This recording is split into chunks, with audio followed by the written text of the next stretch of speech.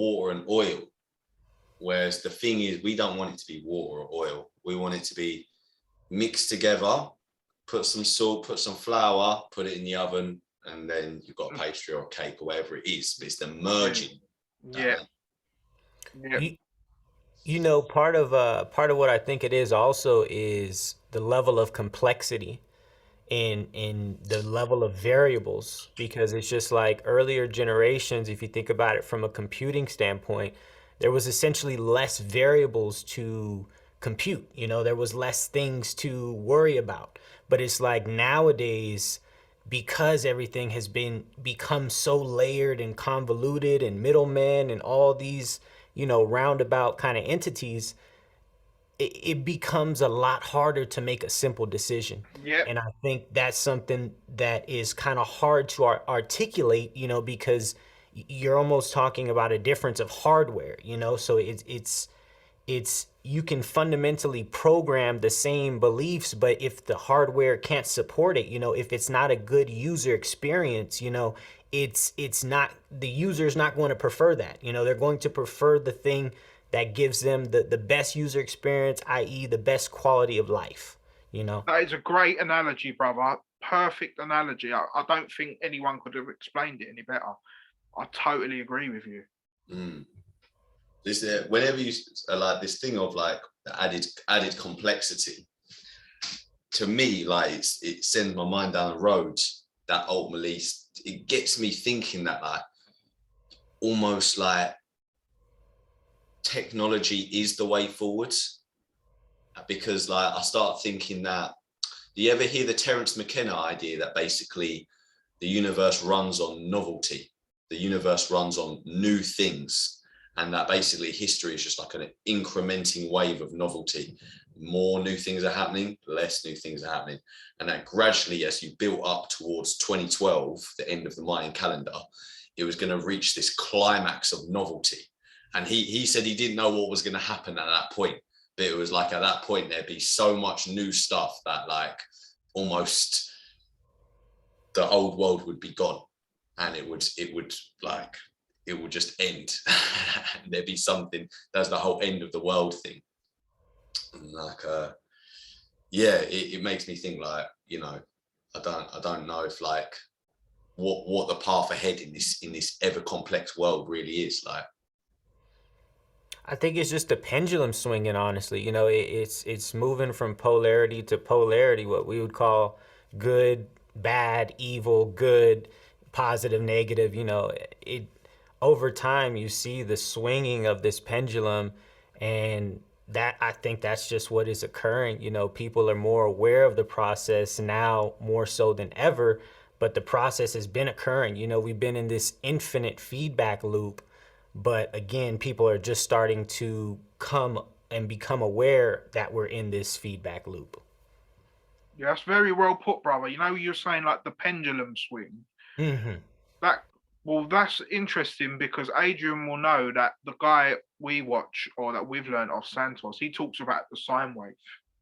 And that's ultimately what the pendulum is. It's the sine wave going up and down. And I think the key is, once we know how that pendulum reacts, knowing different parts of the pendulum, then we can be more at one with it, if that makes sense. Absolutely. And I think that is the problem with us as a whole, as a society. We don't understand the pendulum. Mm-hmm. So that's why we're not going with it, if that makes sense. It's like a bit all over the place. But ultimately, like what the brother was talking about was the sine wave, and going from spring and summer, which is deemed positive, and then you've got fall and winter, which is seen as negative, and then we just constantly go through this cycle every year. And then obviously there's bigger versions of that cycle, which would be like the great year or the ages. And so I totally agree with what the brother said, for sure. So it's gonna wind back down, basically.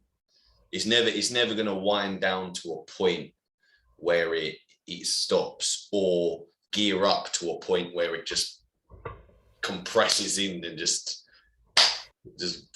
so much, like, yeah, you feel like it's always going to be in balance. Yeah, man, I guess that's, yeah, I mean, the only thing we really have to kind of, like we have these questions and then we ask, oh, what's this? The only thing we really have as an answer is life itself, because that's all we can comprehend. So we could just have to look at life and how life is and how things are, and then try and use that as a kind of a foundation or a base to kind of understand where we are. Because that pendulum swing is we see another shorter cycle of that, which is within the day. Mm-hmm. You have 6 hours of night and then 6 hours of day.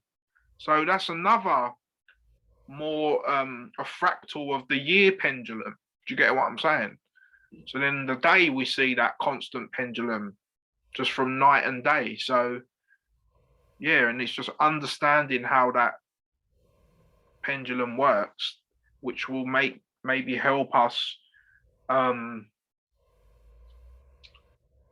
accept and deal with it, if that makes sense. Because like, I think that's a lot of the things that why people get stressed out or we get into depression, is because we're not understanding what's going on. Mm-hmm.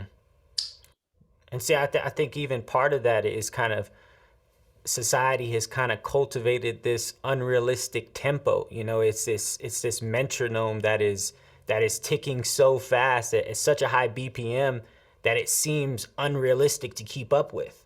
And so this is where people are kind of essentially killing themselves to keep up with this unrealistic tempo set forth by society, instead of listening to them, their self, and honoring their journey and honoring that sacred timeline that is completely unique to the individual. Just because as soon as you get into the game of comparison, you've lost. You instantly lose, because there is no winning in the game of comparison. For sure. It goes back to like, going back to astrology slightly, it goes back to knowing your own birth chart. So whatever your rising sign is in your chart, that will be your spring, your own personal spring. So me being a Leo rising, my personal springtime starts in Leo. So maybe by me knowing that, I can know, right, in the time of Leo is a good time for me to kick something off. Whereas someone else's might be Sagittarius or Libra or whatever it is. So knowing your own map and your own blueprint, you can work around that to know when to start a project or when not to start a project. Whereas most of us, we don't know this. We'll try something, we'll think, oh, it didn't work. But maybe it's because you're not, again, we're not in tune with that pendulum. So we've like jumped onto it at the wrong part, basically. So it's just knowing all these not minor, or knowing a bit more of the intricacies of who we are, which may help us achieve what we actually want to achieve, rather than doing it blindly without knowing particular stuff is maybe where we're going wrong as a whole, if that makes sense, or an individual. That's interesting, man. Thinking about because obviously we know, like Adriano, that's Aries is spring, it's the first sign, right? Mm-hmm. So whatever sign is in your first house will be your spring. So then knowing what rising you are can help you kind of think, okay, this is a fresh start for me. Let me catch this wave and go with this wave. Would you link it into the day as well? Like, would it be like, say, for example, if you took Aries, it's like 6 a.m. Yeah. Your rising is Aries. That's to do your project. Yeah. Well, what you're saying is, can you use that? Yeah, of course you can do that of course, because we do that naturally anyway without us knowing about that. It's like we get up that time, bang, that's when the sun rises, is when you get up. So we get up that time and then we follow each sign, like Santos says, like you get up, bang, Aries in your head, because you wake up in your head. Once you get up, the next sign is Taurus. So you have some breakfast, have something to eat. And then you go to work, Gemini, the next sign, your two hands. And then after that, after work, you have your lunch break, which is Cancer at the Tropic of Cancer, 12 o'clock noon. Cancer is the upper digestive system. So then and that rules from 12 to 2. Sorry, I forgot to say the hour. So Aries would be from 6 to 8 in the morning, Taurus 8 to 10, Gemini 10 to 12, Cancer 12 till 2. And then after the lunch break, Leo, fire, bang, 2 to 4, you get back to work again. And then you have Virgo from 4 to 6. Virgo is the analytical Mercury, is where you do all your paperwork at the end of the day. And then you come to Libra, go home with your partner, balance things out. Scorpio, you make love. Sagittarius, you go to sleep and have them deep dreams. And then the cycle of the day is kind of, obviously that will depend on because someone might say, no, but I work during the night. It don't work for me, obviously. But we're just using that as a general template. So for sure, bro, like the day, you can do that. You can use the day cycle to manifest those type of things, I guess. One of the ones I'm interested in, all of these like little intricacies of like how you can use astrology like to like basically in the day-to-day and use it. But I'm also one that keeps bringing to my mind is like the actual time in the day that you were born. Right. So for me, I'm born at 4:43 a.m. Yeah. And I don't know if that means that I should be waking up at 4:43 a.m. because that just seems like I don't want to do that, basically. Not necessarily, because I would say because your rising sign is to do with waking up, I guess. Okay.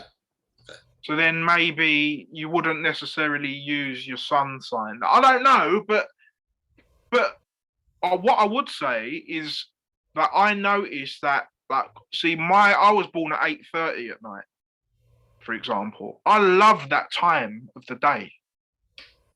So maybe what I think is the time that you was born is the time of the day that you like or you feel comfortable in. I don't know. Do you like that time of the day? 4 o'clock, 4:30?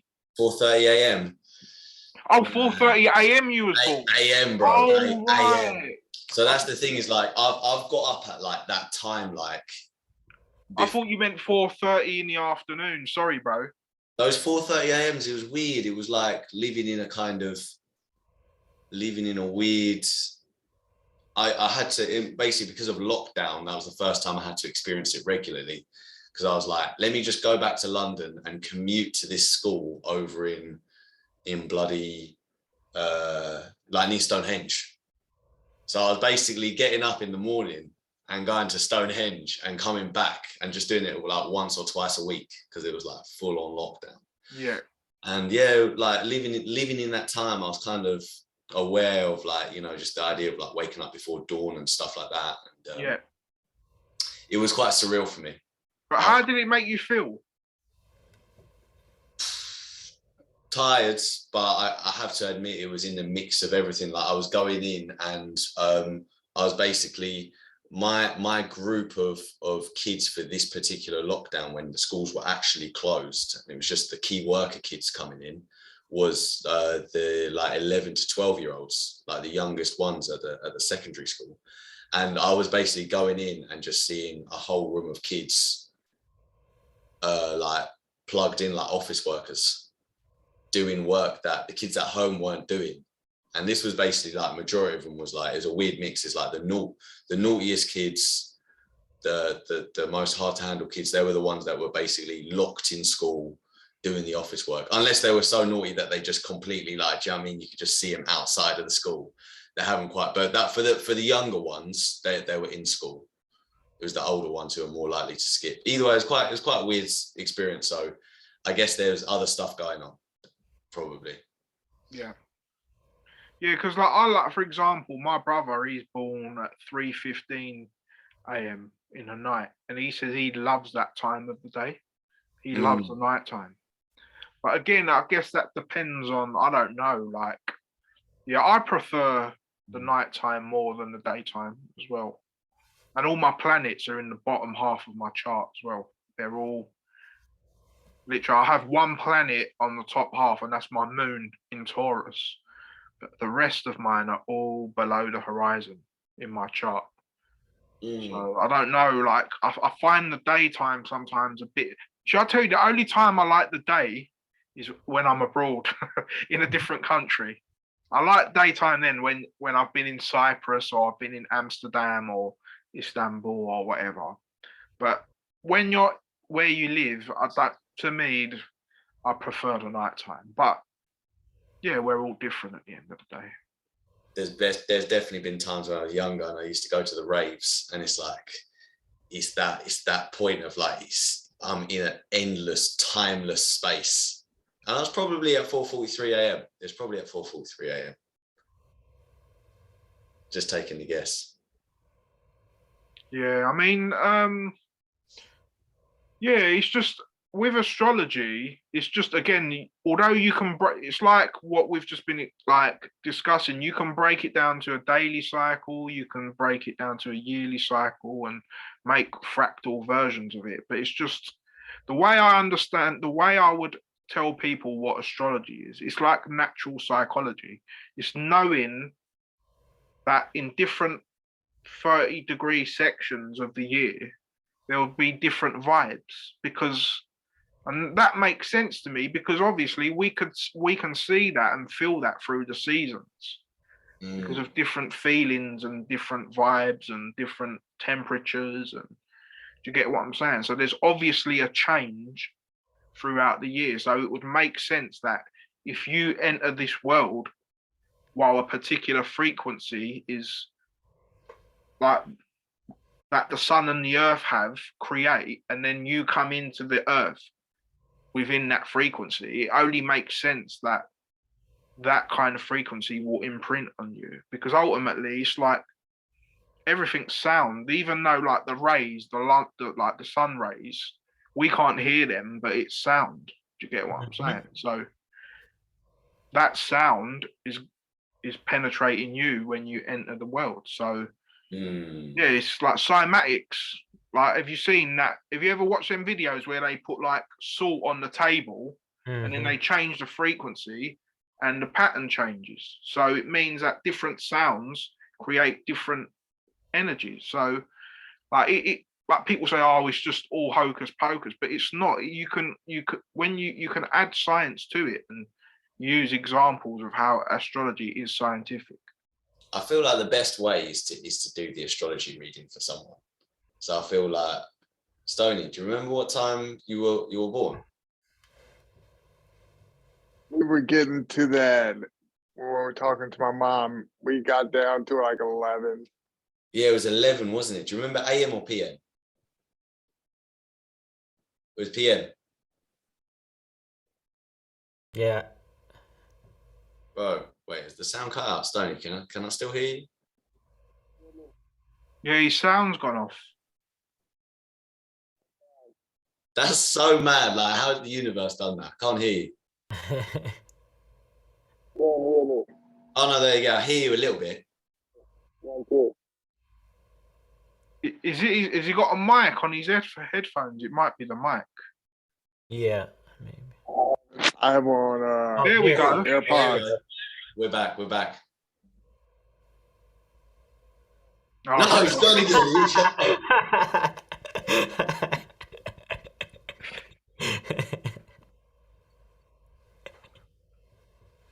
It was definitely PM.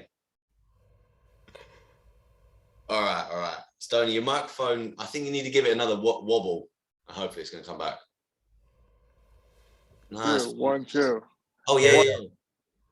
Oh. He's going to come back in, yeah. Yeah. He might come back in, it might work. All right. I think we should load up. If you're down. What, you want me to look at a chart? Would you be down to? Yeah, whatever, we can look at it. Why not? We can do like a brief. Yeah, man. No problem, man. It's all good. Let me find. Yeah, I've been doing some readings for people as well. I'm getting there slowly. Yeah, I've seen that. Building up a few extra things on top of the Syncretism Society stuff I'm doing. So Yeah, man. Slowly just trying to build up a little. Are you familiar with the human design? Do you know what, brother? That's so interesting you mentioned that. Because the first podcast I ever did with someone was about human design and gene keys. Wow. Okay. And I'm aware of it very briefly, like you have a projector and a manifestar, and but to be honest, I researched it such a long time ago, I would have to refresh my memory on it. So it's not something I've kind of pursued, but I have looked into it. Nice. Yeah, I was just curious because it was something that I kind of also have been recently just looking into more of, and definitely. So my type would be considered a projector, and I definitely resonate with a lot of the aspects of it. And especially feel because the whole kind of concept with projectors is the invitation piece. So essentially, they need to be invited into an opportunity. And this is kind of how there's equal recognizing of value, and it's able to be reciprocated in a right way. Otherwise, if not, if there's an acceptance of like the wrong invitations, then this can kind of lead to like burnout and kind of over being utilized, things like that. So it's kind of finding that balance between that. But I've been very curious on kind of looking at integrating those components with the astrology and kind of Yeah, creating this kind of hybrid system of sorts and I kind of think there understanding. actually is a system because I remember when my friend Tanya, she did my stuff on human design and stuff, and I remember it had some astrological stuff in it as well. But like I said, this was like probably like 5 years ago when I looked into it, so I haven't really pursued it. It's like it's weird. I've looked into so many things, but I guess certain things we gravitate to more. Like for Mhm. example, many people who like astrology are really into tarot, but I'm not. I know about tarot, and I know more about like the esoteric stuff of it. Like for example, the 22 major arcana reflect the 22 letters in the Hebrew alphabet. For example, Mhm. I'm quite into a lot of occult stuff as well, so I know a lot about that and the meanings. But in terms of each card and which sign it represents and stuff, so I'm not too up to date with that. So it's like I find that as well with me. It's like certain things attract me more than others. Mm. Absolutely. I quite like that part of the astrology that it does match up with those tarot cards. But I guess ultimately they're just playing with it's creation, and I think with the tarot cards it's very much creation because where the astrology is more just you're simply reading something that's been written by the universe. Tarot cards it has been written by the universe, but it's also the fact that you're physically playing with it, so it kind of becomes a creation method as well. I think that's my philosophy towards it. Yeah, I understand where you're coming from with that as well. Yeah, maybe I guess that's what's like because even me, like when I do readings for people, I don't say, "Oh, like this is going to happen to you," and then I don't like that side of it. It's not. I'm not doing it to predict things. I want to do it to help people. To say, Mhm. "Look, man, you got energy in this thing. Maybe you should like try working on a project in relation to this, or your emotions are squaring with your sun, so your emotion and your expression are at odds with each other. So then maybe you can do this to like." I like using astrology in that way rather than just to say, "Oh, in 3 months' time you're going to lose your job, and then this is going." That's not my type of astrology that Mm. I'm into. Stoney, is your microphone working, bro? No, Can you it's hear not. me? Yes, we Can can hear you you. can you hear you can hear me? Yeah. Yeah, Fine. bro. Okay, word, yeah. Come on, back in the building. Yeah, I think we should Out of run there for a second. technology, man. Yeah. So are you going to Okay. find out the brother's time or? Yeah, if we don't have Stonies, I have mine. Let's run it. I kind of want to do. I don't mind really. I don't mind. It's up to you, man. Just bring up a chart and we can have a look at it, man. Whoever it is, I don't even like. Yeah, whatever. I like Astro Cafe. No worries, man. So I kind of want to do Stoney's one because I feel like Darian, you already know a lot about astrology. So it's like you already know your chart. So that's why it's like Stony, I feel like it's more Yeah, of it's like just gonna be hard without the imprecise time because it's like you can be given. But I mean, you can give basic observations, I guess. true, Yeah. you're right. Does the brother not know his time then? Or, I mean, I asked my mom and she gave me a roundabout way. She said she was out of it. All right. What I would time have did to she look say? at my birth certificate. 11 At night or It was- daytime? in the evening. She said Okay. she went in during like the noon time and she was there for days. Right. It's up to you, Adriano, man. I don't mind that if you like. We can still do a reading without a specific time, but like the brother said, it won't be so accurate without the time. Yeah, you're right. This is like I have to make a decision here. I mean, let's go with an exact one for now, and then I feel like we'll jump into Stoney's one as well because I'm intrigued. And I did a part one as well, and I didn't really do too well. I was hoping that you do you know what I mean? Kind of like What was that? I did a part one for Stoney basically. I did Right. an astrology reading, and my knowledge is not actually really there, but I did my best in the moment. But either way, let's run a. So Darian, let's go. When were you born? So 30 April Nice. 1993.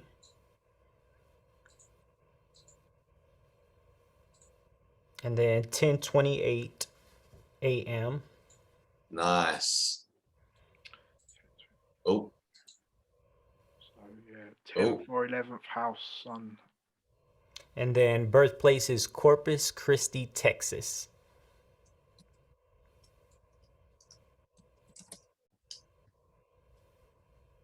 My birth certificate in a while. Is that time on there? I don't know. Yeah. In England, not. In England, they don't unless you're a twin. Should we go to get to the wheel? Whoo, that's a matcha. Right. So your Cancer rising, Mars in Leo. Interesting. What else we've got?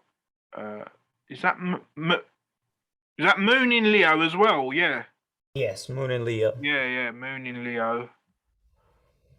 Wow. So you got very, very strong Leo energy. I'm a Leo rising as well, so I have Leo.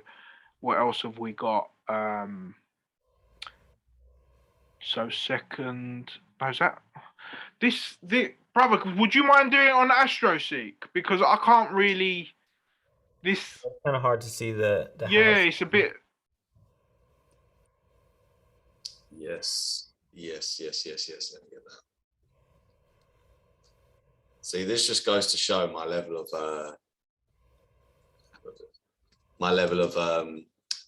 astrology. No, it's nothing to do with that. It's just the way that the visual is. It's not very clear. Astrology charts. You just go to free horror. Oh yeah, you can do that as well. Yeah. 30th of April.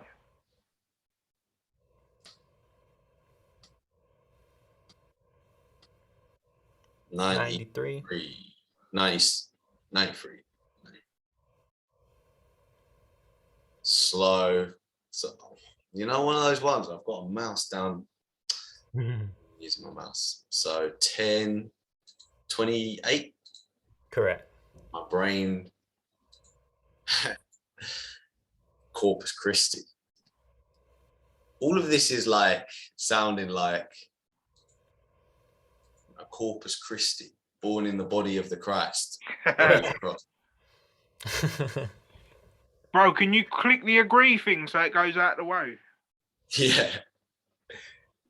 Get out the way. There we go. So, yeah, it's good. It's a good chart, man. You know what I like about it straight away?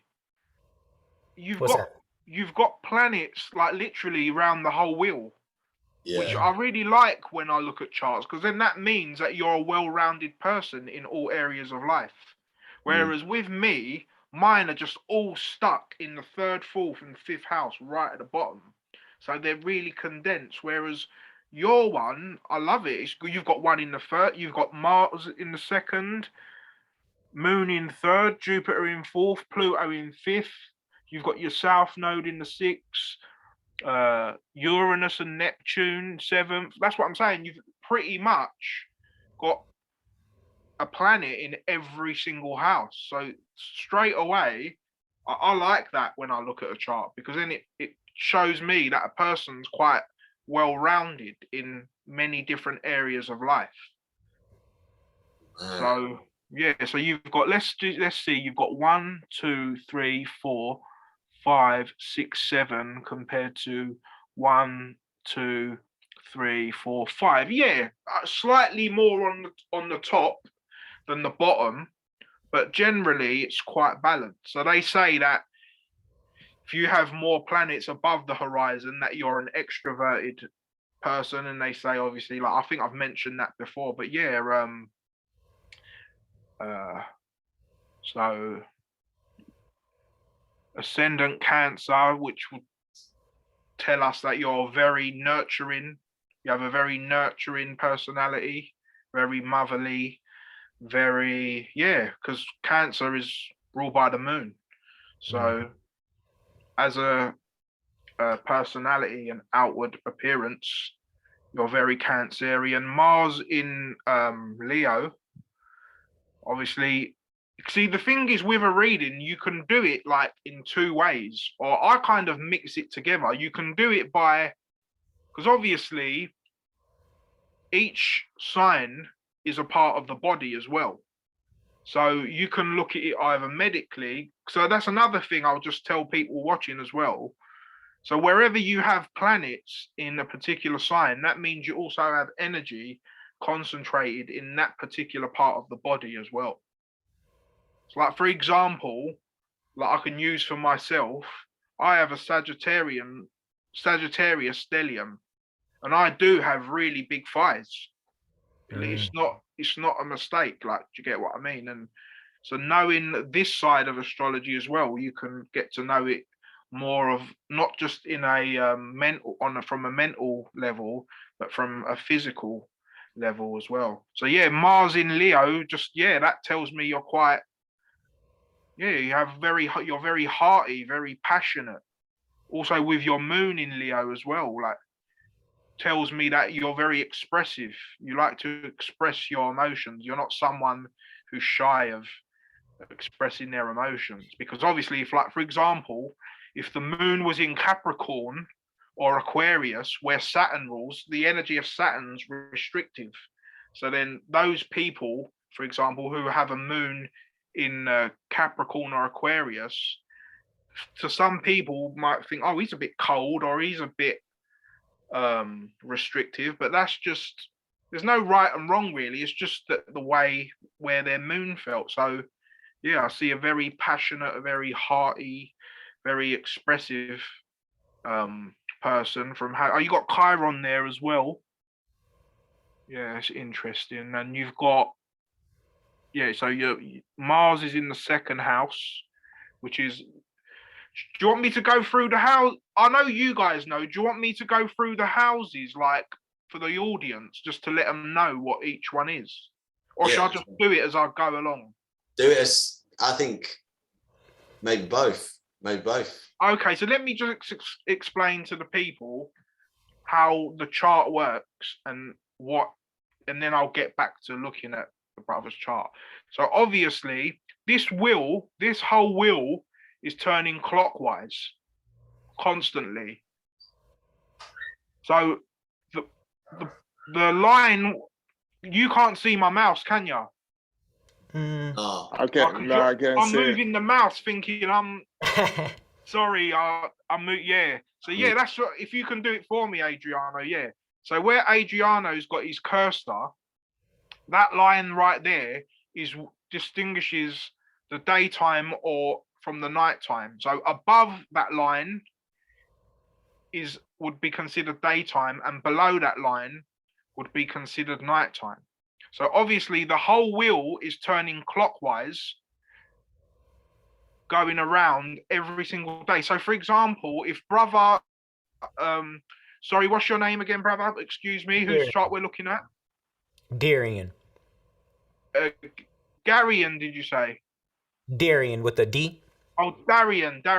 So if brother Darian was born 2 hours later, for example, his sun, go to the sun, Adriano. There, yeah. So his sun would be where the MC is, for example. It would have moved because the whole clock is shifting, literally. So whatever time you're born depends on which house your sun was. So Darian's sun is in the 11th house, which is the house of friendships and the house of the social life and clubs and stuff like that. So that shows me he's a person that will have a lot of associates and a lot of friends by his sun being in the 11th house. So so each house, let's go through each house. So number 1, house 1 is I am. So that is who you are. That would be your outward personality and your body and how you look. House 2 is I have. So that is about your money, your material possessions and what you value. So house 3 would be I think. So that's about your communication, your learning, your siblings. It's also to do with short journeys. House 4 is I feel. So house 4 is about your home life, your heritage, your roots. Because the number 4 is the box, and the box is a symbol of a house also. So you can also find out the meanings of each house by knowing what the number represents as well, by connecting it to the number. So house 5 is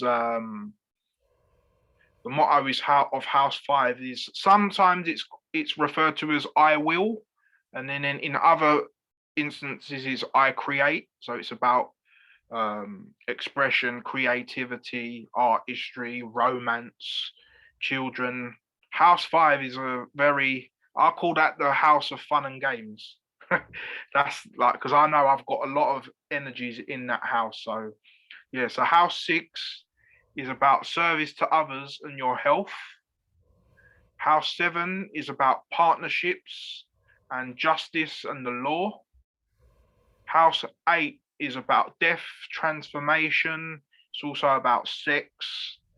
House 9 is about spirituality, religion, philosophy, higher wisdom, dreams. House 10 is your public life and your career. It's also to do with like politics and stuff like that. House 11, which I already mentioned, is to do with your friends and your clubs and your social circles. And house 12 is to do, you could say, with karma or self-undoing. They would be the two things that I would associate with that house.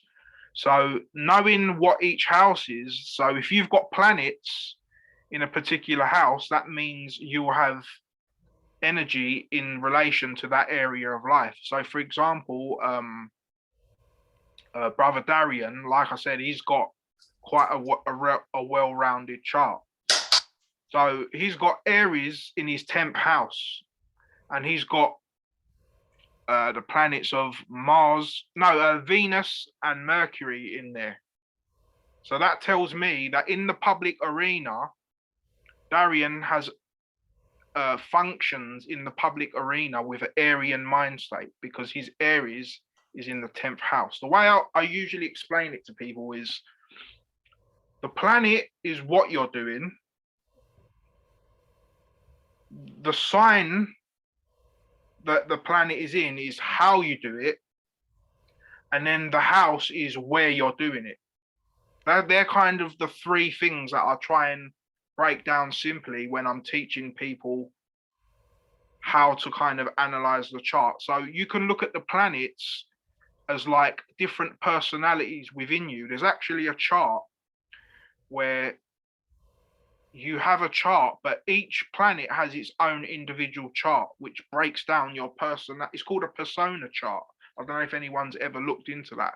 It's called the 9 personas chart. So for example, your moon.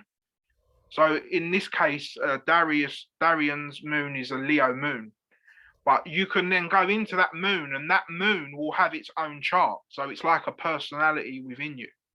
Mm. So you that's what I'm saying. With astrology, you can go like really deep. That's so mad. Yeah. So for example, I'm a Taurus moon, but my Taurus moon is a Leo moon. If that, I'd have to. It's a bit, sounds a bit confusing to note for someone who hasn't looked into it. But once you look into it, it's very interesting. But yeah, so I'd say like I kind of give the planets are kind of different personalities within us, and the signs are how we the signs help us with those personalities. So for example, you having a Taurus sun would mean that you express yourself in a Taurian manner. So you having for example, a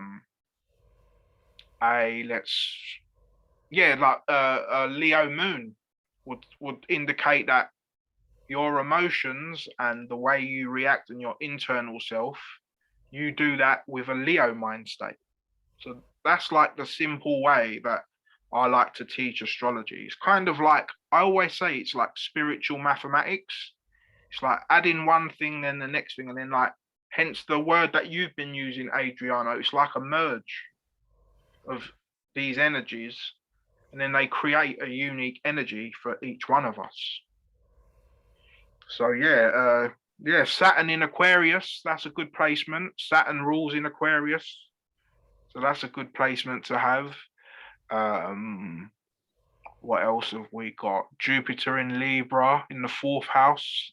Again, that kind of matches with your 1st house, because although it's squaring, although you're the 4th house and the 1st house square, but it kind of, because it's interesting because Jupiter, the planet Jupiter, exalts in the sign of Cancer, and the 4th house is the house of Cancer. So it being in the 4th house is a really strong placement, because Jupiter is comfortable in that position because it exalts in Cancer, and Cancer is the 4th sign. So by it being in the 4th house, to me, shows a good placement. So it shows again a very, very homely, very nurturing, someone who likes family.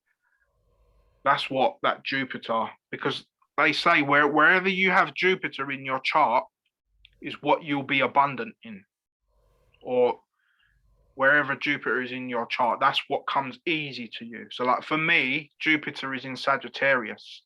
So hence, like I've mentioned before, Sagittarius is more about philosophy, wisdom, religion, spirituality.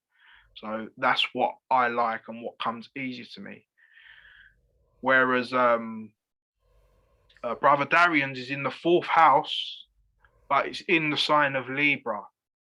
So it shows me that Darian within the home He's very balanced and fair and just. He likes to be in the middle.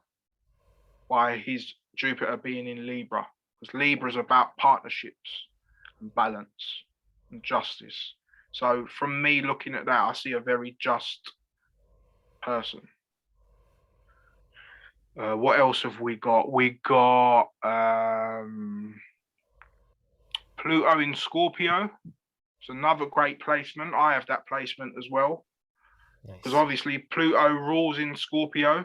So again, another thing as well, guys, is knowing that each planet does well in a particular sign and doesn't do so well in other signs. So again, knowing where a sign is at home or where it's exalted, and knowing where it falls and or where it's detrimented, all makes a difference in understanding the chart. So like, for example, Darion has Venus in Aries.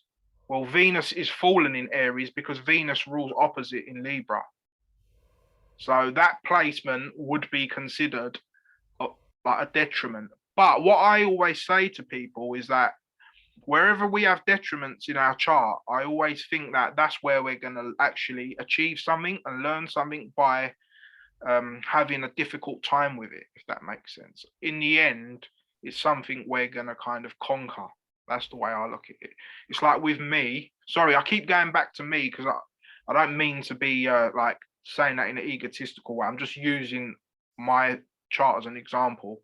Not like, you know, I was talking about earlier about me standing up to people and I've had to try and become a bit more braver and stuff like that. Well, in my chart, I have Mars in Libra. And Mars in Libra doesn't do well because, again, Mars rules in Aries.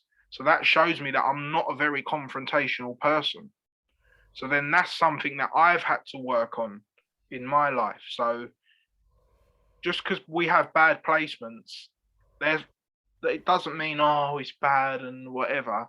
It's just something we can use to kind of work towards, basically. But yeah, what else do we have? Uranus in the 7th house, which is interesting, which tells me that in your partnerships, you're the person who is coming with the new ideas or thinks outside the box, or doesn't go with the general, like, because Uranus is about rebellion. Because if you understand like the levels in astrology, for example, you have the moon, Mercury, Venus, Sun, Mars, Jupiter, Saturn, and then after Saturn is the firmament where the actual stars are, the ecliptic. Well, that's where Uranus comes into it. Uranus corresponds with the firmament because in ancient Greek, Uranus means the heavens. So that's why Uranus thinks outside the box, because Uranus is beyond the 7 physical planets that we can see with our eye. So that's why the energy of Uranus corresponds with new ideas and thinking outside of the box and being a revolutionary. So because obviously that's in your 7th house, and 7th house is to do with partnerships and relationships, that tells me that that's when it comes to your partnerships and relationships, you'll be the one bringing new ideas and thinking outside of the box. And the way you do that, obviously, is with Capricorn being there, is with the mind state of a Capricorn. And Capricorn is about building. Because even in the esoteric, the occult sciences, Capricorn is the sign of the mason, it's the builder. Because the mountain goat of Capricorn symbolizes climbing. So it's about building. And because Capricorn is the foundation as well, at the Tropic of Capricorn at the bottom, it's about building a foundation, basically. So yeah, so it's quite an interesting like dichotomy, actually, because Capricorn is an earth sign, which is very grounded, but Uranus is a very heavenly kind of a very celestial energy. So that's an interesting connection there. It's like there are odds with each other, but at the same time, it doesn't matter. I guess you use it in your own unique way. Do you get what I mean? So yeah, I mean Uranus isn't fallen in Capricorn, so I don't see it as a bad placement personally. You've got so much knowledge. Sorry? You got the knowledge, man. Well, not. I'm still learning myself, brother, man. You can never stop learning. At the end of the day, like the way I see myself as an astrology teacher, I like to just teach the basics to people, like make it easy rather than if you go too deep, then it's like you start losing people. It's just like that's why I kind of like to do it in bullet points, if that makes sense. So it's just like Saturn means this and it's in this house. It's almost like just trying to make it easy rather than. I like to add my own occult little like things into it because it helps you understand the energy of the planet. So yeah, I mean, everyone's got their own method at the end of the day. But yeah, so Saturn, you have Saturn in Aquarius, which is a really good placement because, like I said before, Saturn rules. The ruler of Aquarius is Saturn in classical astrology, because in modern astrology you have Uranus to add to that as well. But in the classical astrology, if you just, because that's another thing as well, some people just use the 7 planets we can see. Some people don't like to use Uranus, Neptune, and Pluto. They just use the 7 that we can see with our physical eye. So that's why some people don't realize that Saturn also rules Aquarius. Some people say, oh, it's Uranus, and then Saturn rules Capricorn. But Capricorn's got 2 rulerships. So it's got Saturn has 2 rulerships, excuse me, which is Capricorn and Aquarius. So that's good there, it being in its home. Yeah, you have, so what have you got? So what house is that in? The 9th house.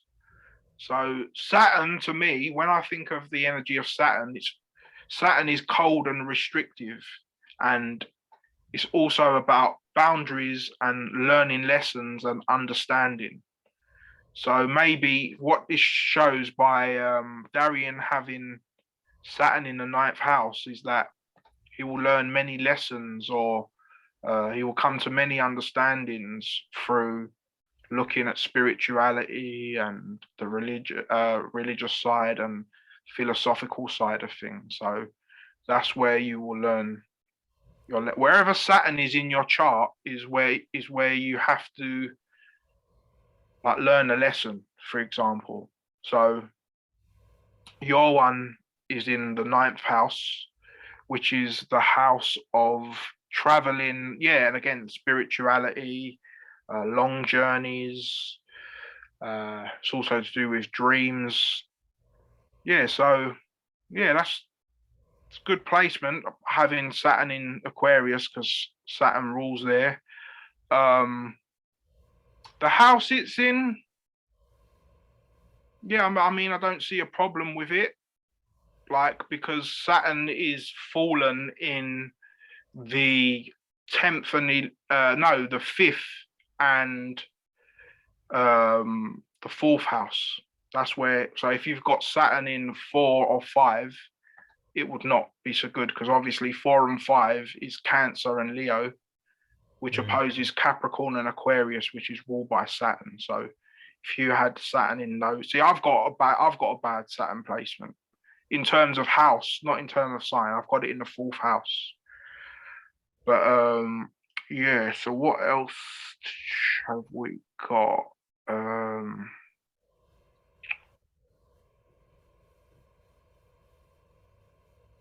Yeah, I mean, Yeah, I've already mentioned the sun being in the 11th house. So that, like I said, 11th house is about friendships and social clubs. So this shows that Darian will be someone who has a lot of associates, a lot of friends, someone who he likes to express himself with. Yeah, and also, yeah, just touching up on the north and south nodes. You have your south node. That's really interesting, actually. You've got your south node in Gemini and your north node in Sagittarius. Mine is the complete opposite. I have my south node in Sag and my north node in Gemini.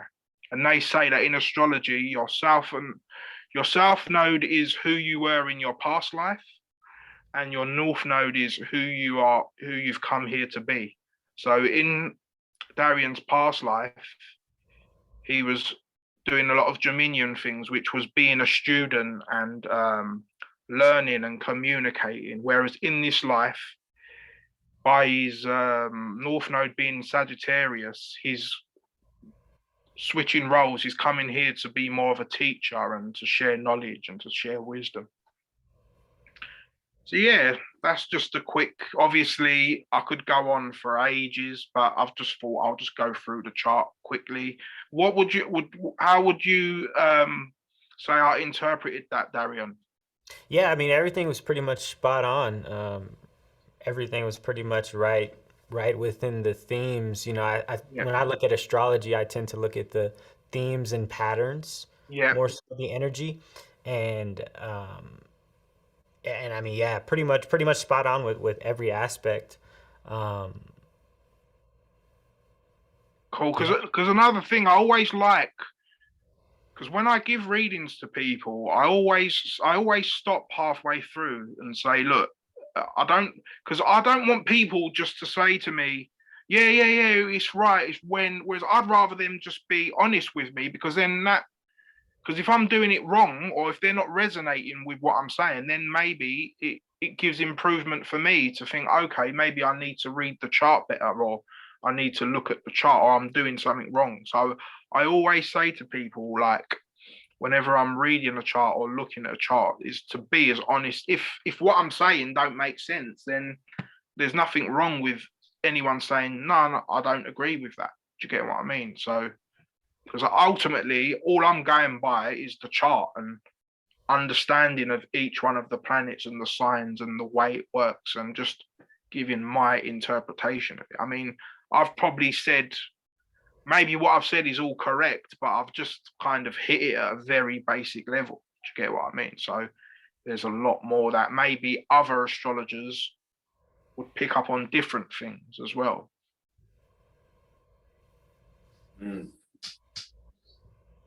But yeah, but just to give the viewers a bit of an insight, the red and blue lines are what we call aspects in a chart.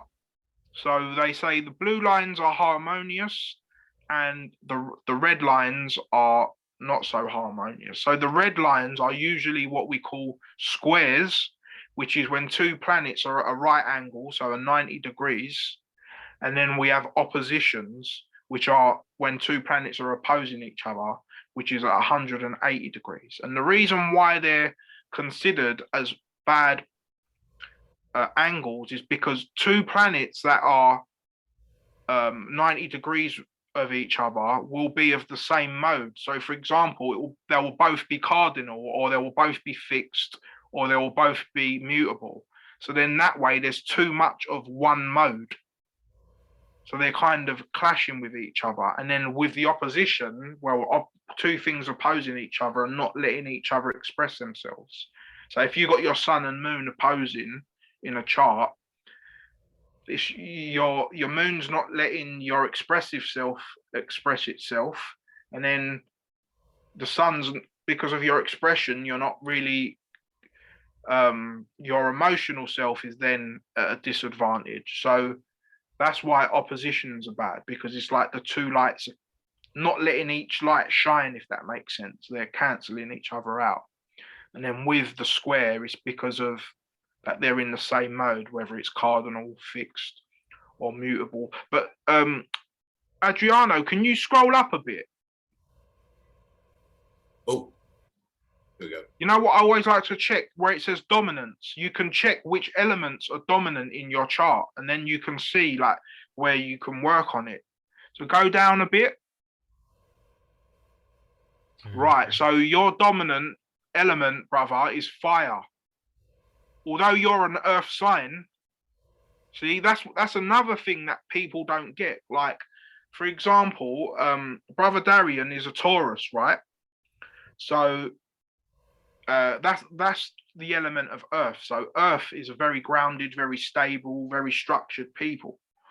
But for example, someone could say, yeah, but you're Taurus, but you're not very grounded, for example. And then, but that could be because you have so many planets in fire signs or in air signs. So then that takes away the groundedness. So in this case, we can see brother Darian has got 40% of fire. Although his sun is earth, the dominant element of his chart is fire. Same as me. Numbers. 40.74, 11, 11, 22, 22. Yeah. But like that's the same, brother. I'm a water sign, but I have 40% fire in my chart, 25 water and air, and 10% earth. So I need to work on my earth or try and be a bit more grounded. Whereas your one is air. You've got 11% air. So that's your, it's not weak, but that's the element that's lacking most in your chart. And then go also, go down. You see where it says signature sign?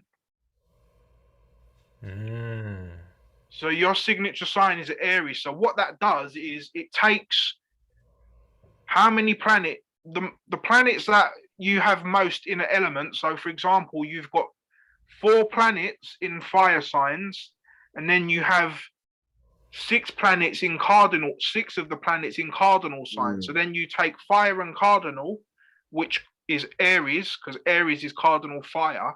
So then that becomes your signature sign as well. So there's other little aspects to looking at astrology as well. So for example, my signature sign is Leo, because I have fire is my main element and fixed is my main mode. So fixed fire equals Leo, which will be my signature sign. So there's different ways of looking at it. And so your main 3 planets are the moon, Uranus, and Pluto. Yeah, interesting. And there's so much more that you can like dissect it. Are you guys aware of deacons? No, yeah. So basically, in each sign has 3 deacons, which is, so each sign is 30 degrees, and each 10 degree is considered a decan. So for example, each decan is also ruled by a particular planet. So that's like another layer you can add on top. So for example, your Taurus sun is 10 degrees Taurus. So that would make you, so for example, the way it works is each decan is ruled by the planet which corresponds with the other signs which are of the same element. So for example, the 3 planets which would rule Taurus will be the 3 planets connected to the other earth signs. So for example, the first decan, the first 10 degrees of Taurus is ruled by Venus, because Venus rules Taurus and we're in Taurus. So that would be a Taurus.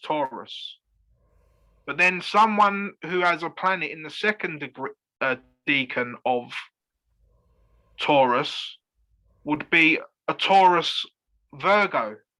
So that ruling planet would be Mercury for that decan. And then the last decan of Taurus, the ruling planet would be Saturn, because then that would correspond with Taurus Capricorn, if that makes sense. So each decan ruling planet corresponds with the other earth signs in the chart.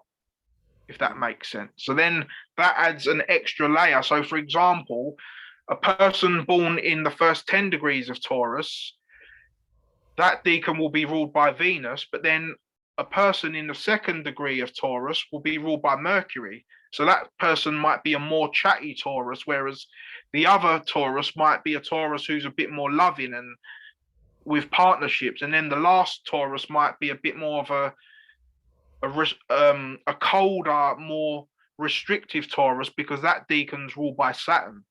So there's so many different ways you can look into it. I hope that made sense to you guys. Very interesting. No, absolutely. When you're just speaking on it, I'm starting to see how just personality wise, how, you know, you can say you have two Tauruses, but again, when you kind of get into the details and Yeah, start getting down the relationships, that's when things start to change, because maybe a planet or placement was initially at face value, you know, a better off placement, but you know, upon second or deeper looking, you know, maybe the relationship is not as, you know, yeah, it's just be different ways of expressing. exactly. Because then that kind of, because you know, I always get this question: oh, if all Tauruses, if astrology was real, then all Tauruses or all whatever would be the same. I mean, anyone who's looked into astrology, even for 5 minutes, would know that is the most ridiculous thing for anyone to say. One, you've got what time you're born, so then that depends on where your sun is and what house. Like, there's so many different varying like things to look at, and what year you're born as well, because a Taurus born in, just say, so like we're born 10 degrees apart, brother, for example. Nice. 10 years apart, should I say, not 10 degrees apart.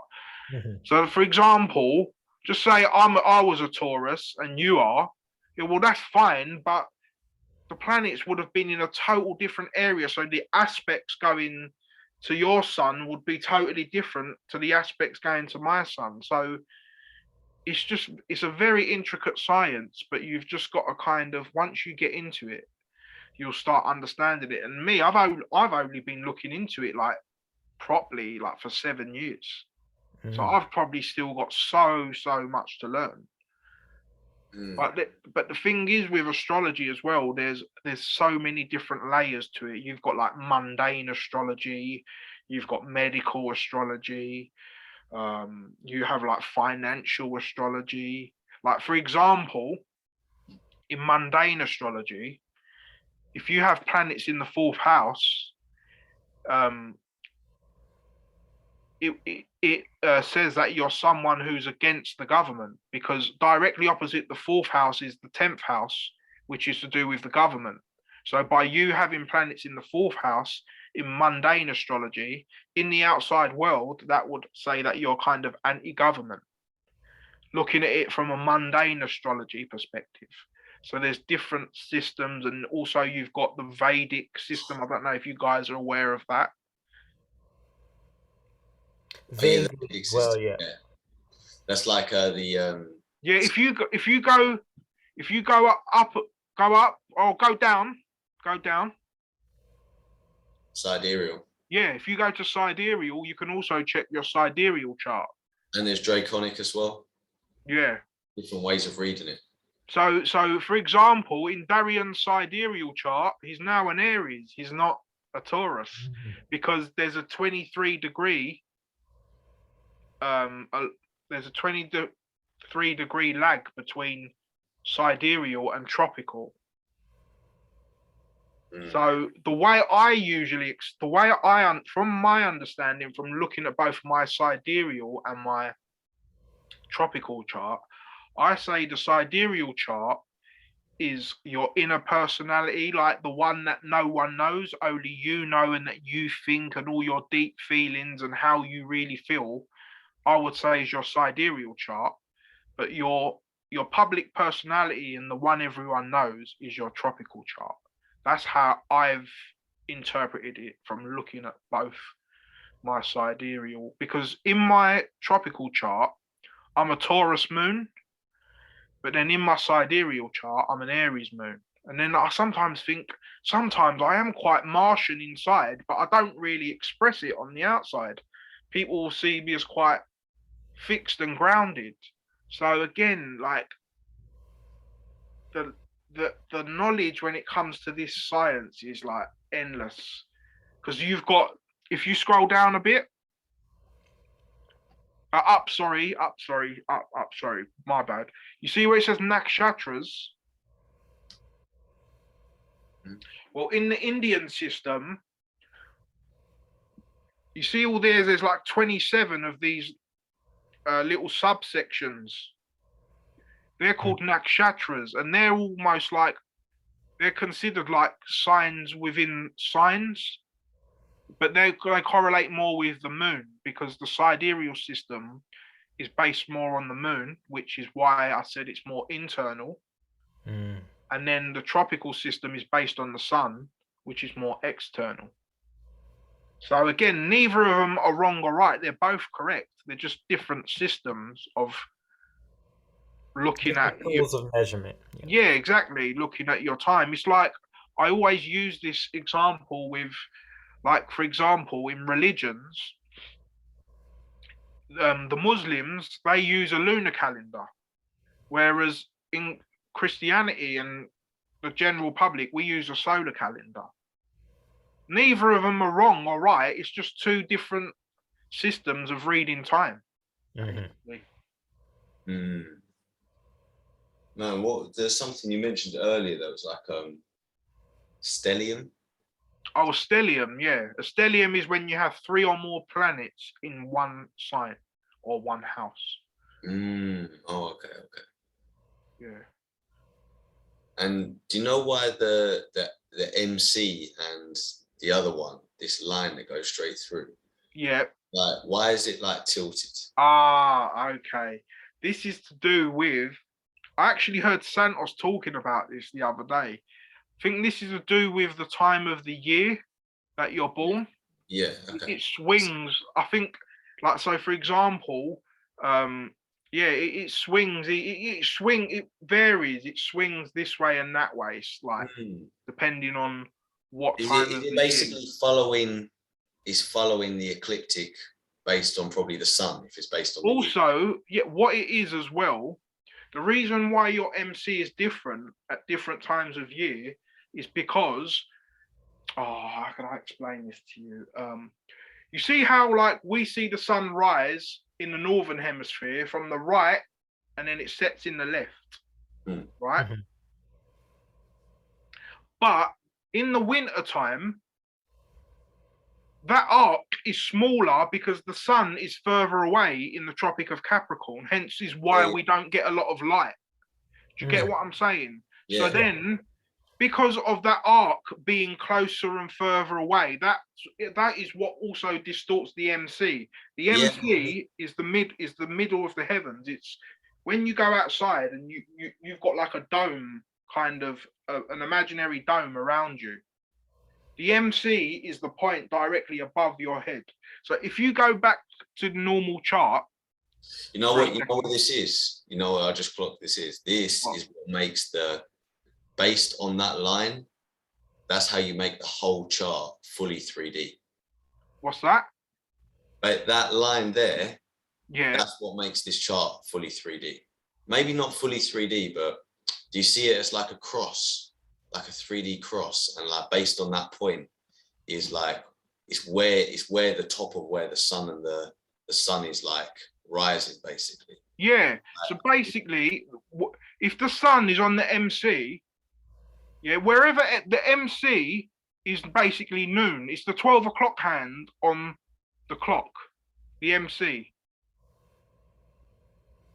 It's the 12, it's when the sun is directly above your head, or, well, for us, it will never be directly above our head because we're not in the equator. So the sun we will never see the sun directly above our head. When the sun is in... Any time, even in Cancer. Yeah, so when it's in Cancer, that's when it's closer to us, closest to the to the top, right? Or to the northern, But when it's in Capricorn, it's further away. Mm-hmm. So Now, that's 1 second. Mhm. I've got something I can show you. just because I feel like this is somehow linked in. Like now, I'm looking at it and I'm seeing the. Go back. Take off this Nakshatra chart and go back to the normal chart, and I'll show you something. Right. So, for example, yeah, there we go. Go down slightly. There we go. Right, go down slightly. I can't see the chart. I can just see the writing. Is that There right? we go. There we go. There we go. So, for example,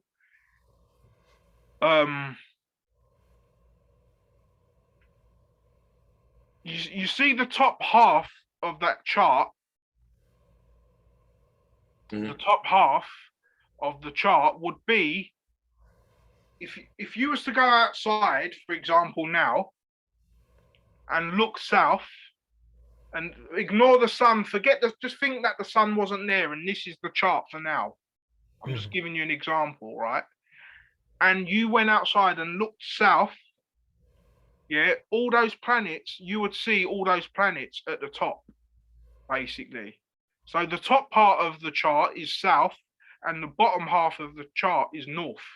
That's another thing that I wanted to explain as well.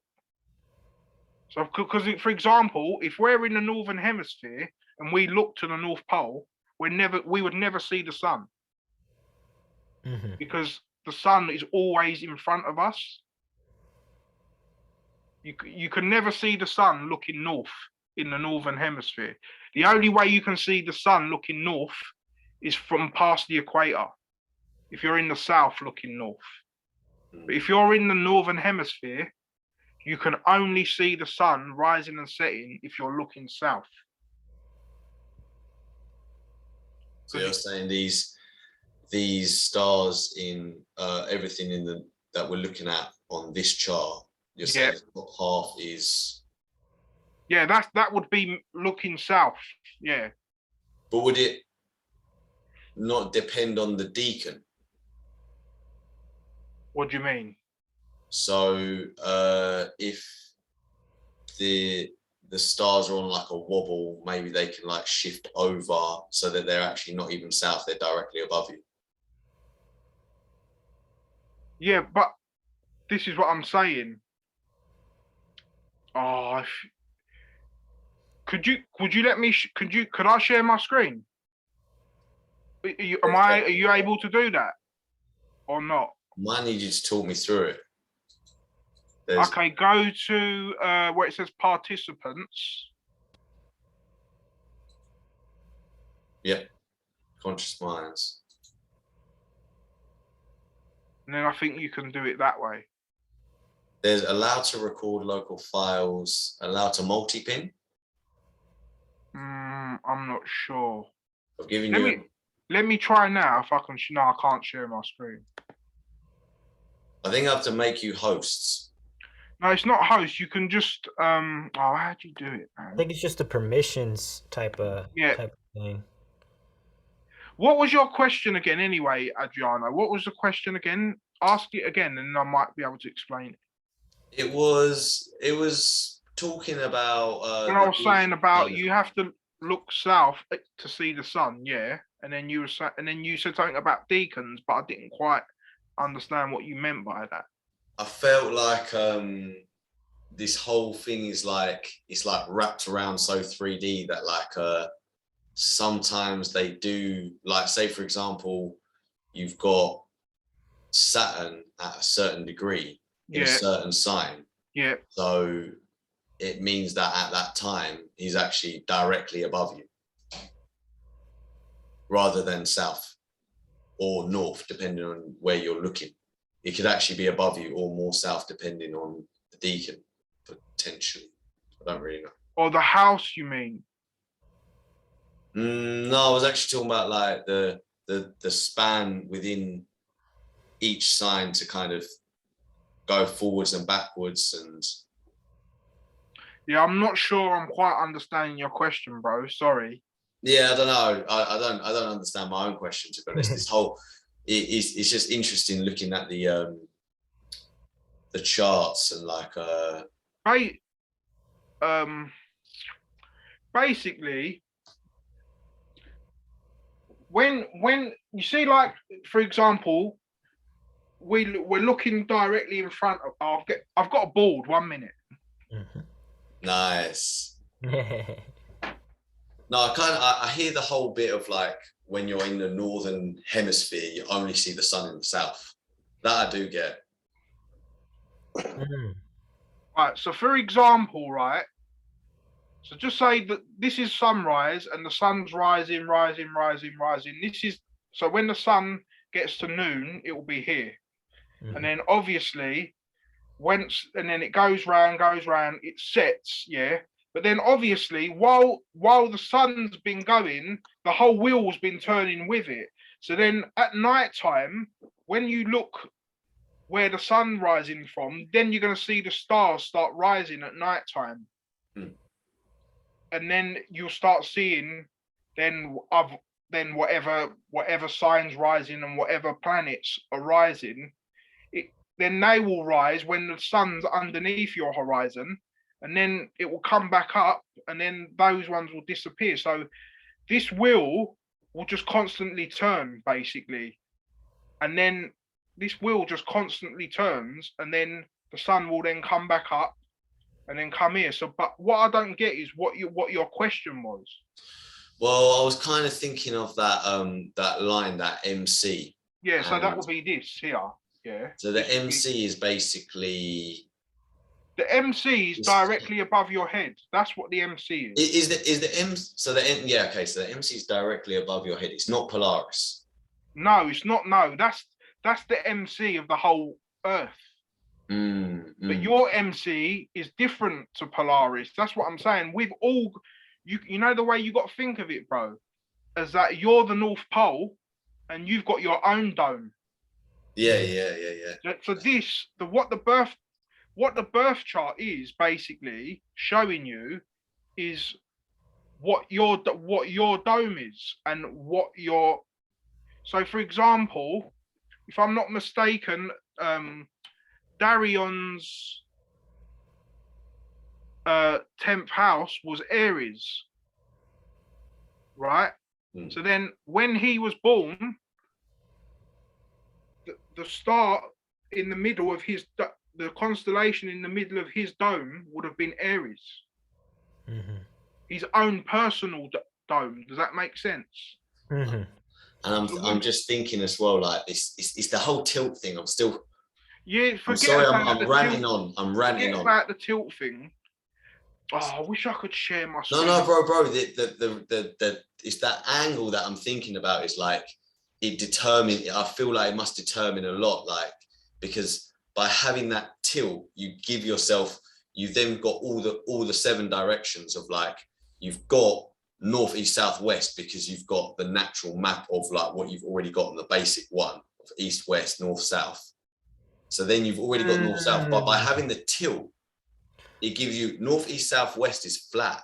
By putting the middle one up, down, you've got a tilt now. And so you can activate and figure out the Darian, I think I understand what you're saying, Adriana, because like basically what I'm hearing is kind of like, are you speaking to like that could kind of explain like some of the well-rounded aspects, because like a typical, if it was just straight up, then it would just be like the normal directions. But because it's a little bit tilted, you still have the normal directions, but a little bit of different coverage. I see. So what you're saying is, by that tilt kind of leaning to one side, does that energy kind of correspond with something more than the other? Is that what you're trying to say? You know what, brother? To be honest, I don't know the answer to that question. I've never. It's never come across me in my study, so I'm not going to sit here and try and make an answer up that I don't know.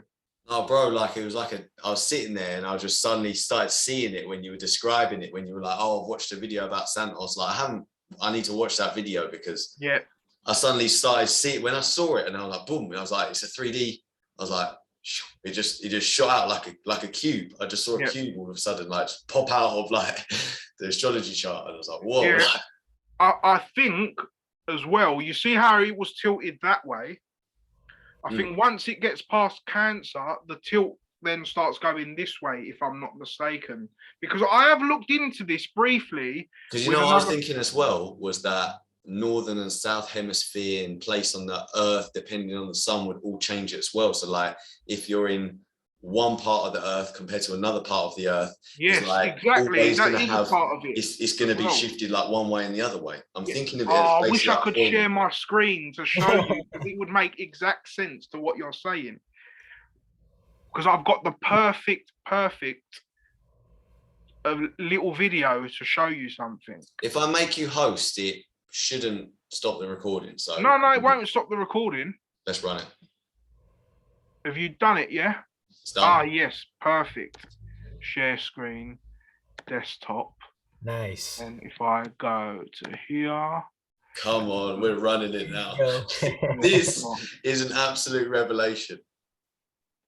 We should have been doing this from the start. So let me turn the volume down. Right. So this is the perfect. So look. So look, I know exactly what you're talking about, right? So now, right, what this video is talking about, basically, what this shows is how you get a north and south pole on a flat Earth, and what it's showing is that when you're at the what this is explaining is that we all have our own celestial sphere, our own personal celestial sphere, and half of it is at the top. So this would be that top half of the birth chart, and then the bottom half would be the underneath part where we can't see, obviously. So for example, this would be the 12th house, 11th house, 10th house, 9th house, 8th house, and 7th house. And then the 6th and all the rest would be underneath that. So we've all got our own personal celestial sphere. And then so you can see the sun rises up from here and then it sets here. But this would be the view of the celestial sphere from the equator. But there, because you can see that both poles are on the horizon. You can see this is the South Pole, and then this would be Polaris here, and this would be Sigma Octantis in the south. But then when you move south or north, then that line, you're going to see that line, that diagonal line right now. So for example, when I move north, you see now there's a line going diagonal. Can you see that? Yeah. Because I was like, that's where I see Polaris in the sky, is basically the angle it's at now. When I look at Polaris over in England, I'm looking like up here. Exactly, brother, because the way you work that out is, see, that's by looking at Polaris and knowing, so just say you say, oh, I'm looking at Polaris now and it's about 50 degrees in the sky, for example. Then by you looking at Polaris and knowing what degree it is in the sky, determines what latitude you are above the equator. So if Polaris is 50 degrees in the sky, then you know that you're 50 degrees north of the equator. And also, I feel like the direction of north and south, would that be no, maybe I'm not. So for example, look, so if I was to go directly under Polaris, this would be my view. Yeah, so you know the degrees. Yeah. I'm also thinking like still the thing of like, can it account for different places? Like, can you use it to like basically like triangulate if you had someone's birth chart, you'd be able to triangulate where they were born. Do you get what I mean? Like, because without knowing, you mean? With the tilt, if it goes round, say that the personal bubble is over in a different country. Yeah, then the tilt would vary, exactly. The pole would vary, it would. Is that on the chart that I'm trying to figure out? Would that be accountable for just the tilt? Yeah, it could be. I don't know if it is, but I know that this top half of the dome is the top half of the birth chart. I do know that for a fact. So for example, you see how they say if you're in the North Pole, that you only get 6 months of daylight and 6 months of night. Well, if you look at this personal dome, it makes even more sense, because this outside dome, the circumference, yeah, would be where the equator is. So then once the sun goes past the equator, it would be underneath that, in the bottom half of that dome. So if it's going round, if it's underneath for 6 months and you're at the North Pole, it makes sense of why you're getting no sunlight, because it's in the bottom half. It's going around the bottom half of the dome that is underneath your feet. Does that make sense? Yeah. I see what you're saying. So for example, this going all around here would be the equator. That's what you see. This bubble is basically your vision of like the warping of the light reflections that are being received. Like, so what you're seeing is getting warped into that. Once the sun starts coming up towards the equator and then it hits spring, and that's the first time that if you're standing at the North Pole, you will start to get a bit of light. And then obviously as it comes towards the Tropic of Cancer closer, then the light becomes 24 hours, basically, because then this part is the Tropic of Cancer up here of the celestial sphere, then it will be going around here. So that's why you get 24 hours of night in the north, and then it switches from south to north.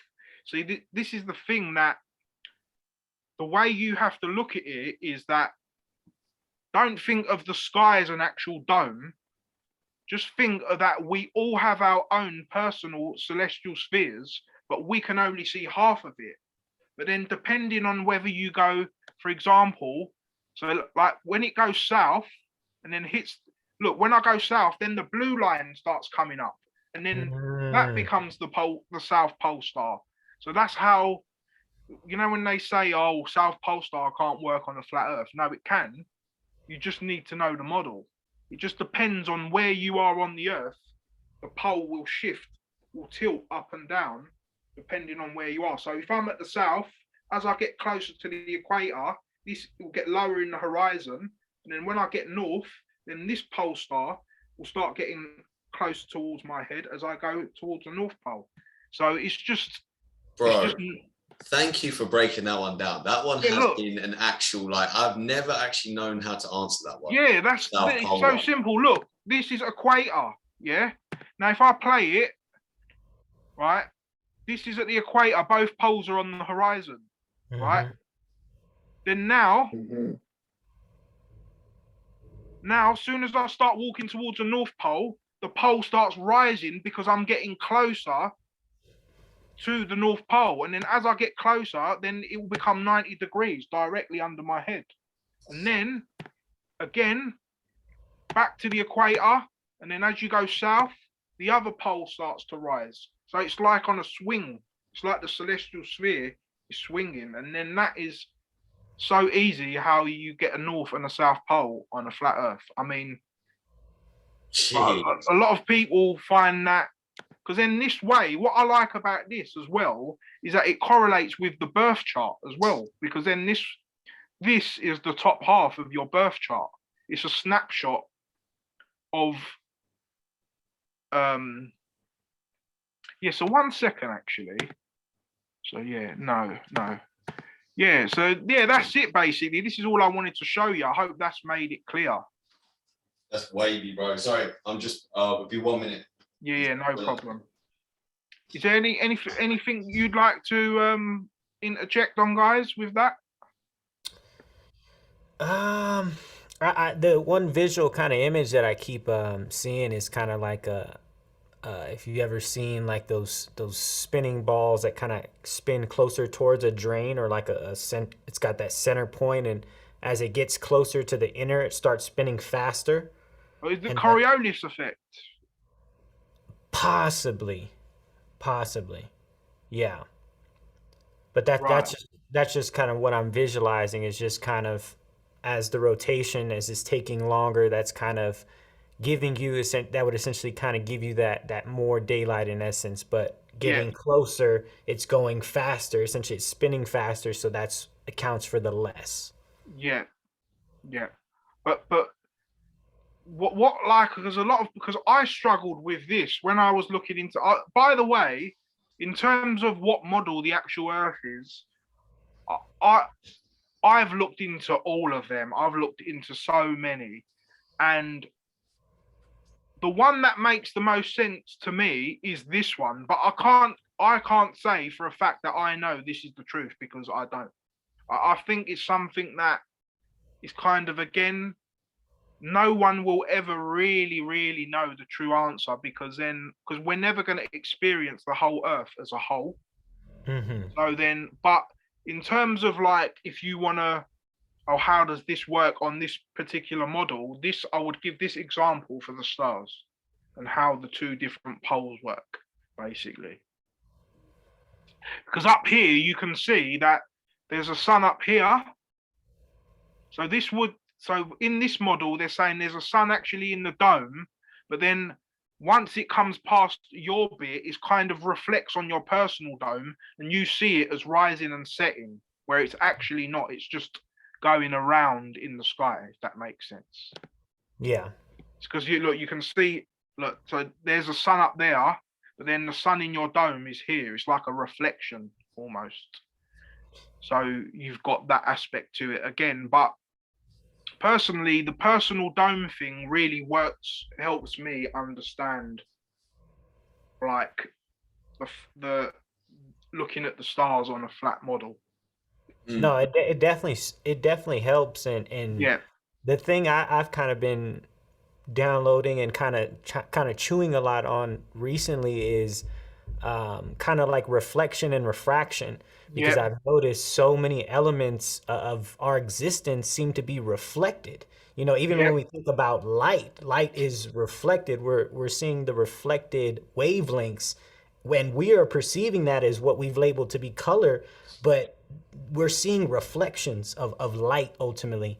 yeah, And you kind of hit on it earlier, but thinking of light as kind of like a fluid has kind of been this new approach to where I've just been thinking about the same concepts of bending light, yeah. or bending water, you know, and kind of using the two interchangeably and trying to think about terms and kind of use them more interchangeably. Yeah. Have you looked at the concept of star in a jar before? No. Mm-mm. No. So basically, there's a concept in like science where if you can get a jar with water in it, and if you like shine a laser at it for so long and give it a particular frequency, it creates like a star in an actual jar. And Wow. I don't know if you've heard of, like, they say above the firmament there's waters. So Mm-hmm. what people are alluding to is that the stars are just particular frequencies within the water that create the illusion of a star, if that makes sense. Absolutely. Could I do you mind if I share something else? Please do, bro. Please do. Go All right, ahead. so Yeah. let me go to YouTube and I'll show it Loving to you. this. Yeah, the star in the jar, man. That's I a have to check that wavy. out. Yeah. Yeah,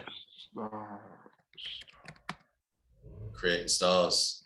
And some of these, I feel like the light itself, like say the light from the sun, it is an archetype. It's like an archetypal frequency. See, And then the light from yeah, Polaris and the light from all the different ones. Oh, this is a different one. Oh, this is a whole nother. Man, they upgraded the visuals since I last watched this. It's the secret ritual. It's a process called sonoluminescence. The first time I saw sonoluminescence was in a darkened room.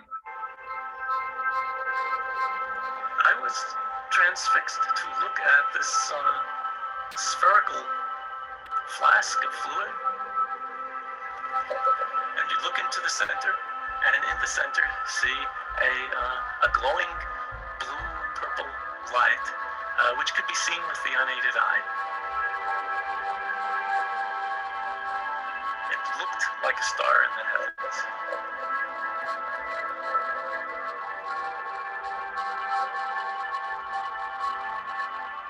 Seth Putterman called it the star in a jar, a tiny spot of bright light contained in a flask of liquid.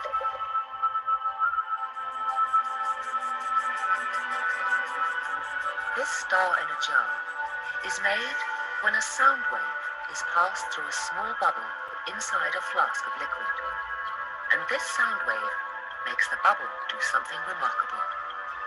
First it expands, then it collapses. And this collapse happens so violently that vapor molecules trapped inside the bubble slam together and heat up so much that the bubble gives off an incredible burst of heat and light, several thousand times a second. That was a nice little scientific CGI. It's wavy though. This.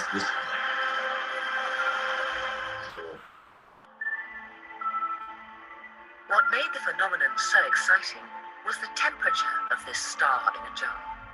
On its surface alone, the light burns at tens of thousands of degrees.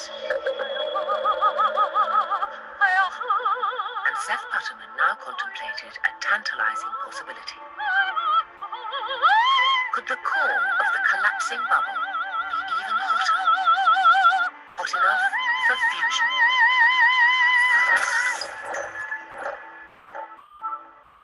One of the mysteries of sonoluminescence is to determine exactly how hot the interior of the bubble gets. In the sun, the interior can be millions of degrees, hot enough to cause fusion. And the thought crossed my mind that perhaps inside the collapsing bubble, the interior of the bubble might also get hot enough to cause fusion.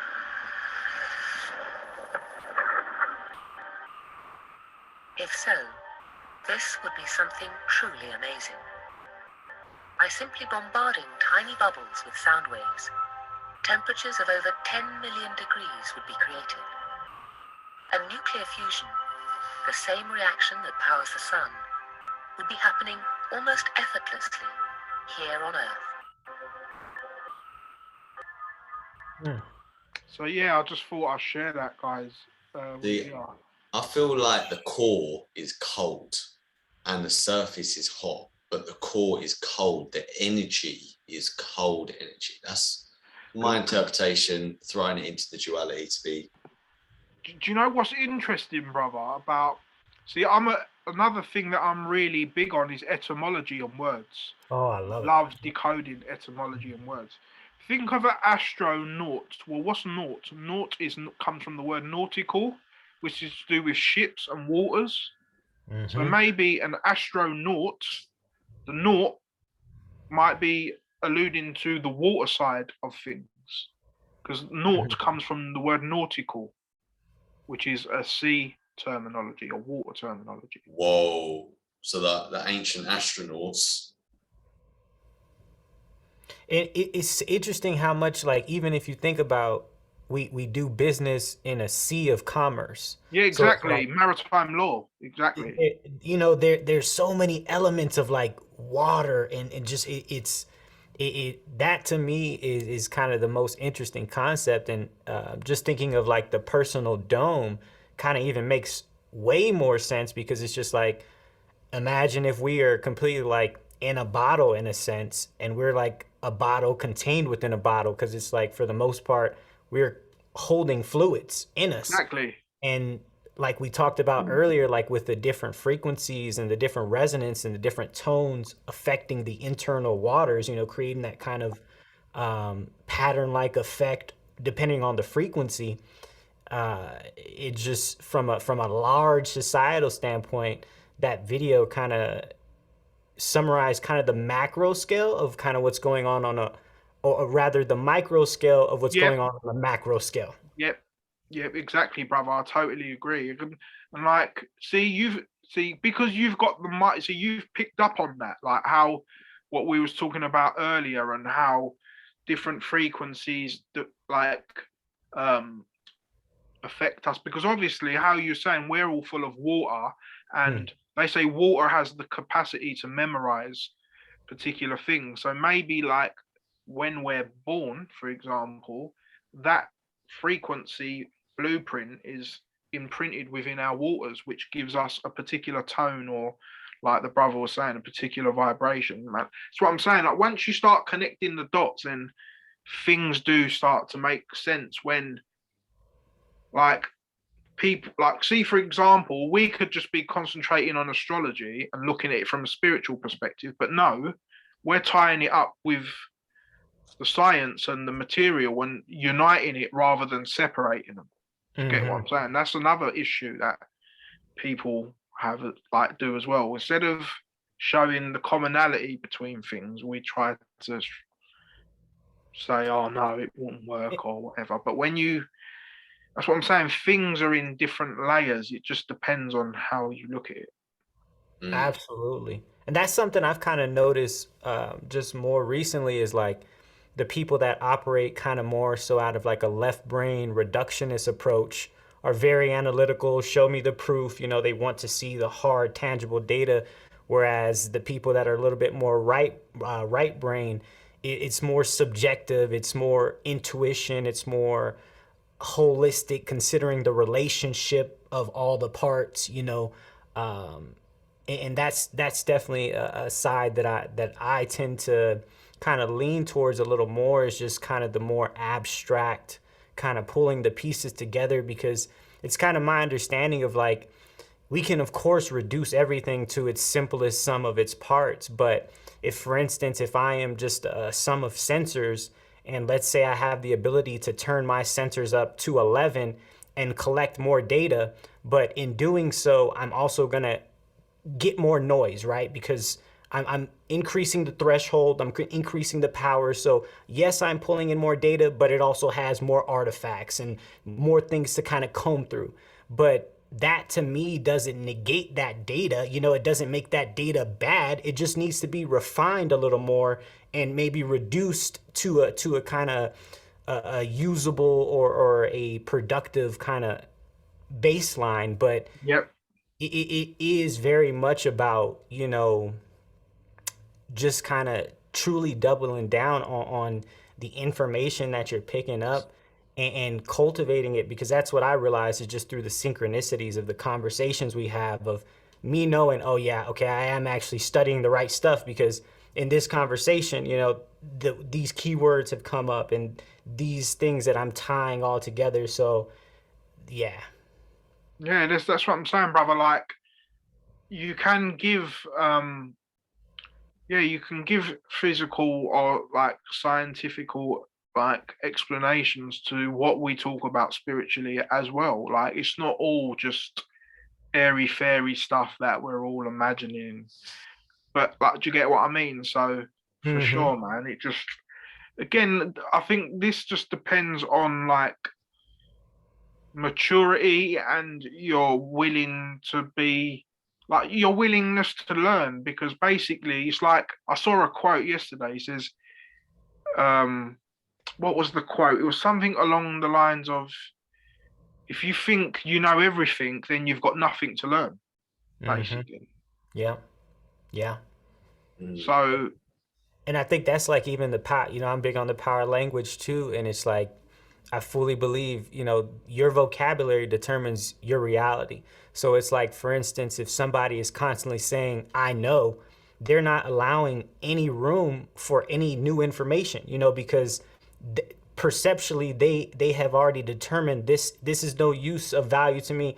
This information isn't good. I already know and I'm good, you know, versus that willingness to kind of, oh, okay, this is something new. Let me figure out how I can take this new piece of information and kind of work it into my system and make the parts harmonious, you know? Exactly. That's why I always try to say, as far as I'm aware, that's the one I try to use as much as I can. Like, as far as I'm aware of, to my understanding, they're the kind of terms that I always try to use when I'm explaining something. Because it's like you said, brother, to say you know, when it's like me saying, oh, I know the Earth's flat, for example. It looks it and I experience it that way, but do I know? No, for 100%? No, I don't. I can't. I'm not going to sit here and lie. Do you get what I mean? But when I look outside and the way I experience reality, that is the way I experience it from a level perspective. Do you get what I'm saying? And like, I know how to read the stars from that perspective, but because I showed you, because of my understanding of the personal dome and how, do you get what I'm saying? I have my own understanding of it, but is that the actual way it's working? I don't know. Do you get what I'm saying? This is the thing with another thing that I always say to people. When you first get into this type of knowledge, I think it's a bit ego-based at first. It's think, oh, I'm right and you're wrong. Whereas now, I don't care about what's right and wrong. I just want to understand what the model or what the person is trying to say, whether it's right or wrong. But for example, I've spoke to Adriana about this before. You've got a flat Earth model, for example.